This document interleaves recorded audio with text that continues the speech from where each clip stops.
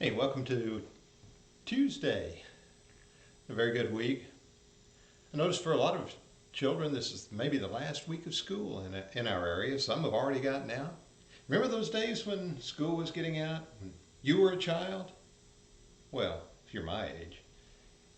Oh, that was a celebration when school would end late in May and run out the door and knew that you had freedom for 3 months. Maybe never to wear shoes, old cut off blue jeans, and ride your roller skates or skateboard or bicycle or just have fun with your friends. Good days. Well, summer's coming, good days ahead. A lot of good things happening in our society, and I think great things happening right here at home, even in the church right here. Anyway, glad you're with me today. If you got a moment, pause, come on into my little world and share a thought together for a moment. You know, we often hear about the golden rule. The golden rule is basically what Jesus has to say in Matthew 7, verse 12. It says, "Therefore, whatever you want men to do to you, do also to them, for this is the law and the prophets." In other words, how you would like to be treated, treat other people. Pretty simple, pretty straightforward. There are a lot of things about loving people and being kind and courteous, benevolence, generous activity, forgiving throughout the Bible, but a lot of it is summed up right here. Treat other people the way you would want to be treated. Sometimes that means discipline. Sometimes that means correction. Sometimes that means a pat on the back. Sometimes it means praise. It can mean a whole lot of things. But let me tell you something that happened just the other day. We had a few of our grandchildren with us going to lunch on a Sunday, going to lunch. We stopped at a restaurant. I can tell you, we started out, we thought, well, it'd just be the two of us. Then later it was going to be two more, and then two more joined us. So we had quite a group. It was a lot of fun.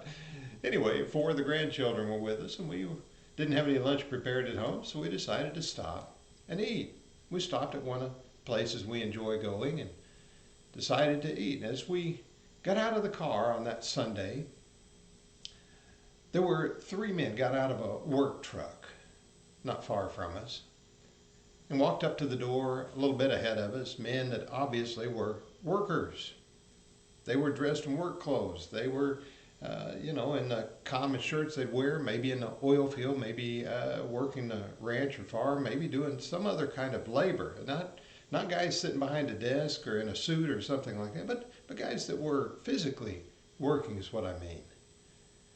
So anyway, they walked up to the door, and one of the guys pulled open the door, and the other two walked in ahead of him.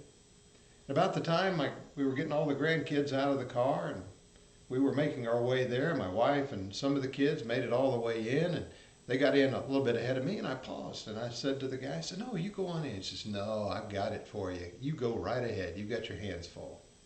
And I thought, how nice. Here's a guy, probably, I don't know, I guess his age, maybe late 20s, early 30s, something like that. Not a very old man by any means.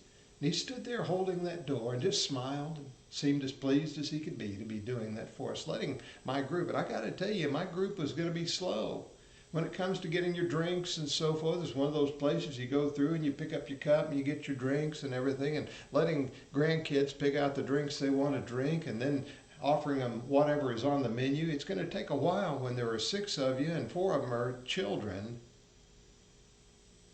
And I think the oldest one was 11. So when you're going through a line like that, that's going to take a while. But you know, all three of those guys waited for us to go through politely. Actually, we let them ahead of us at the drink stand after a bit. I said, "This is going to take a while. You guys go ahead." And they went on and got theirs and sat down. It took a while to get ours through, and I apologized to the crowd behind us that had come in and said, "Thank you for being polite, and we're sorry we took so long." But anyway, we got to sit down. But I kept thinking about that young man and how polite he was at the door. You know, we hear a lot about people and their discourtesy, and sometimes when we're driving down the streets, we forget all about courtesy there. Or, a lot of places, we just go in a door and we let the door close behind us. We don't think about who might be behind us or who might need that door held. Quite often, I think we do remember. And that young man caught my attention. with a smile, with his kindness. He just held the door and was polite. He didn't think anything about it except he was just doing what he does.